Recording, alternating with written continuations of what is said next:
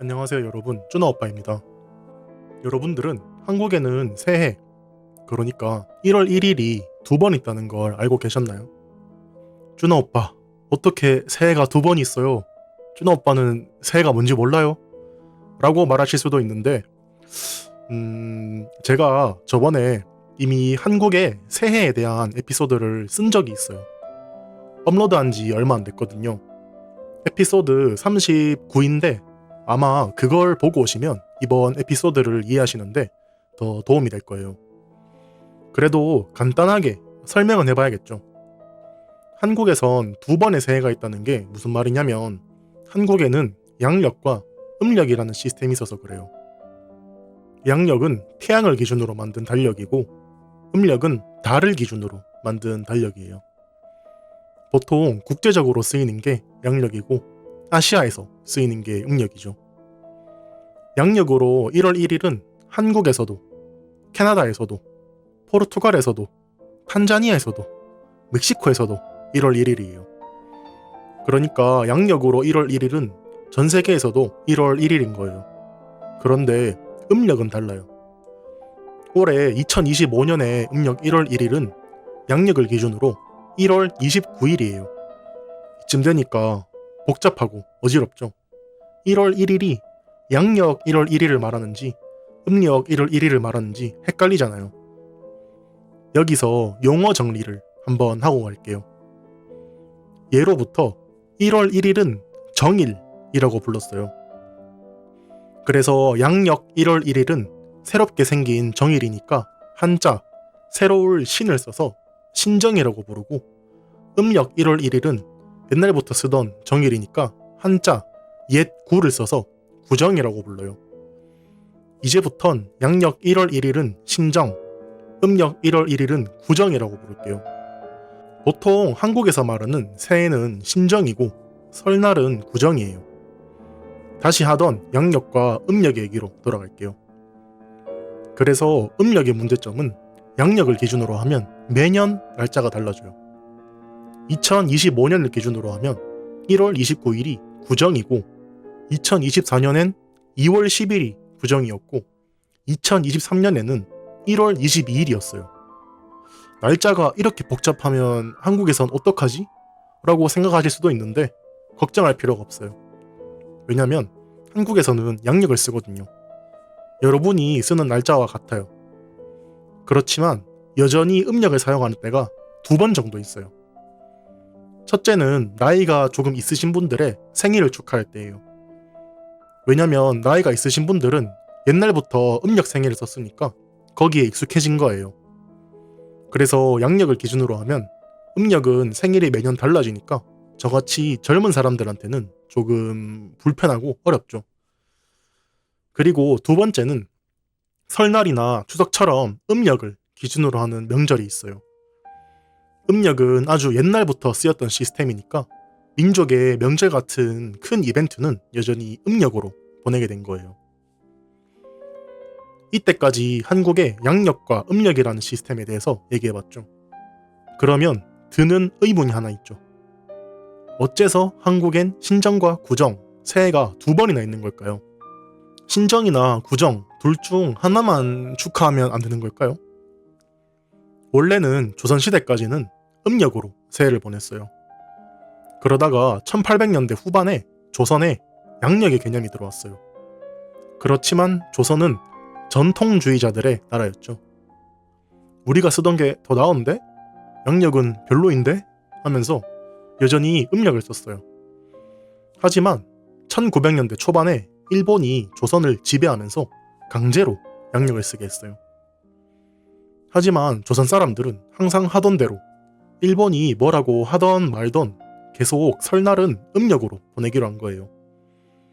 결국 조선이 일본에서 해방되고 한국이 되고 나서 양력 1월 1일을 신정으로 지정했는데도 여전히 사람들은 하던 대로 음력으로 설날을 축하하기로 한 거예요. 그렇게 한국에선 신정과 구정 둘 다 명절이 됐어요. 결국 한국에선 신정과 구정 두 번의 새해가 있는 거죠.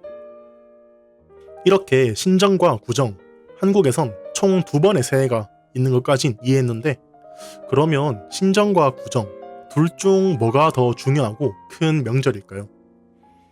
이건 아주 쉬워요. 이미 정답이 있어요. 바로 구정이에요. 왜냐면 휴일이 더 길어요. 신정에는 1월 1일 딱 하루만 쉬는데 구정은 설 전날, 설 당일, 설 다음 날까지 해서 총 3일을 쉬거든요. 그리고 휴일이 애매하게 화요일, 수요일, 목요일이 되면 국가에서 월요일이나 금요일에 임시 공휴일을 지정해서 오래 쉴 수 있게 하는 경우도 많아요. 이번 연도가 이런 경우예요. 이번 연도의 설이 화, 수, 목인데 월요일을 임시 공휴일로 지정해서 토, 일, 월, 화, 수, 목 총 6일이나 쉴 수 있거든요. 실제로 신정은 휴일이 하루밖에 안 되니까 시간이 많지는 않아요. 힘들게 새벽부터 일어나서 해돋이를 보고 열심히 놀고 나면 밤에는 갑자기 엄청 우울해져요. 왜냐면 내일 출근하고 학교에 가야 하니까요. 그런데 구정은 달라요. 구정은 휴일이 엄청 기니까 그만큼 쉬고 놀 수 있는 시간도 많거든요. 보통 구정에는 본가에 내려가서 가족과 친척을 만나요. 그럼 가족과 친척이 모여서 뭘 할까요? 보통 설에는 제사를 지내는데요. 제사가 뭐냐면 간단하게 말하면 조상에게 감사의 마음을 전하는 의식이에요. 제사를 지내기 위해서 제사상을 만들어요. 제사상이 뭐냐면 제사를 지낼 때 조상에게 바치는 음식이에요.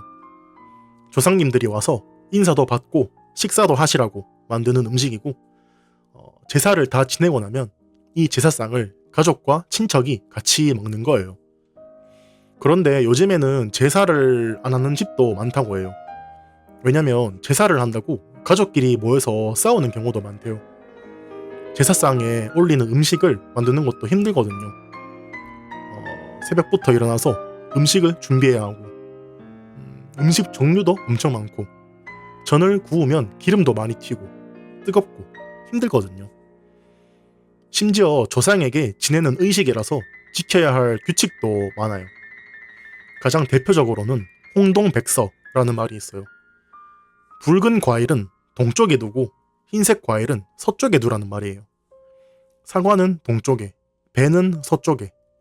이것 말고도 특이한 규칙들이 더 많아요. 생선의 머리는 동쪽을 향하게 두고 꼬리는 서쪽을 향하게 두고 뭐 엄청 더 많은데 이렇게 세세한 것까지 다 지키는 집은 많지 않을 거예요. 만약 제 아들, 딸이 저를 위해서 이렇게 제사를 지낸다고 하면 저는 별로 안 좋아할 것 같아요.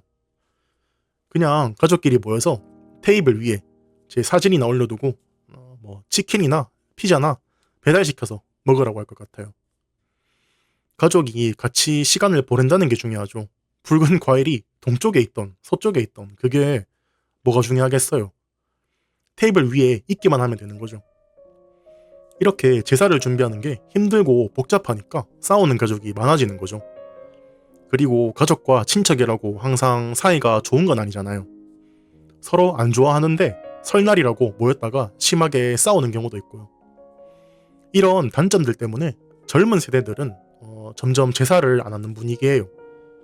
설날엔 시간도 많으니까 그냥 가족끼리 모여서 식사를 같이 하던가 여행을 같이 가던가 하는 경우가 많아지고 있어요. 이제는 설날의 풍습과 문화에 대해서 얘기해 볼게요. 한국에선 신정과 구정에 떡국을 먹는 풍습이 있어요. 떡국이 뭐냐면 말 그대로 떡을 물에 넣어서 끓인 국이에요.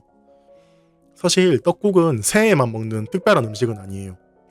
떡국 자체는 언제든 먹고 어디서도 찾기 쉬운 상당히 흔한 음식이지만 설날에는 특별히 이 떡국을 먹는 풍습이 있어요. 왜냐면 보통 떡국에 쓰이는 떡은 긴 가래떡을 잘게 썰어서 써요. 그래서 긴 가래떡처럼 오래오래 건강하게 살라는 뜻으로 먹는 거죠. 보통은 신정에도 먹고 구정에도 먹어요. 이 떡국에 관련된 재밌는 표현이 하나 있는데 떡국을 먹다라는 뜻은 나이를 먹다 라는 뜻이에요. 그래서 내가 너보다 떡국을 10그릇은 더 먹었다 라는 뜻은 내가 너보다 10살 이상은 더 많다 라는 뜻으로 쓰는 거죠. 새해를 맞이할 때 떡국을 먹으니까 떡국을 먹는다는 표현이 나이를 먹는다는 표현이 되는 거죠. 보통 영화나 드라마 같은 데서 어렵지 않게 볼 수 있는 표현이에요. 그래서 새해에 떡국을 안 먹으면 나이를 안 먹는다, 영원히 젊게 살 수 있다 같은 농담도 하는 편이에요. 또 설날에는 세배라는 아주 좋은 문화가 있어요. 세배가 뭐냐면 새해를 맞아서 아랫사람이 윗사람한테 인사를 하는 문화예요. 그냥 인사를 하는 게 아니고 특별한 인사법이 있어요. 무릎을 꿇고 절을 하면서 새해 복 많이 받으세요 라고 인사를 하는 건데요. 대체 이게 왜 좋은 문화일까요? 왜냐면 어르신들한테 세배를 하면 세뱃돈을 받을 수 있어요. 어르신들도 그냥 인사만 받기는 조금 그러니까 좋은 말을 해주면서 용돈도 같이 주는 거예요. 제가 처음에 세배는 아주 좋은 문화라고 했는데 사실 나이가 들면 아주 끔찍한 문화가 될 수 있어요. 자기가 세뱃돈을 받을 땐 좋죠. 세뱃돈으로 떡볶이도 먹고 햄버거도 먹을 수 있는데 문제는 자기가 세뱃돈을 줘야 하는 나이가 되면 정말 고통스럽다는 거예요. 농담이 아니고 세뱃돈을 주기 싫어서 친척들을 만나러 가지 않는 사람들도 있다고 해요. 제가 어릴 때만 해도 세뱃돈을 10,000원 정도 받았었는데 이젠 물가가 올랐잖아요. 그래서 세뱃돈까지 올랐다고 해요. 그래서 요즘엔 50,000원 정도도 흔하게 준다고 해요. 만약 친척집에 갔는데 조카가 5명 정도 있다. 그러면 세뱃돈으로 이미 250,000원이 사라지는 거예요.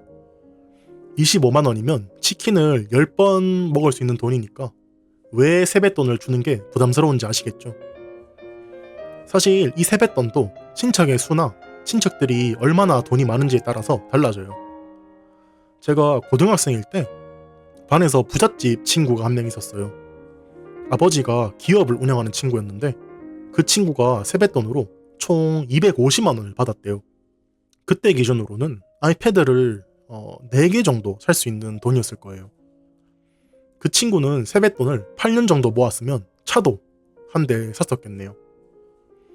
그리고 이 세뱃돈에 관련된 무서운 사실이 하나 있는데 요즘에는 친척집에 안 가면 온라인으로 세뱃돈을 요구하는 경우도 있대요.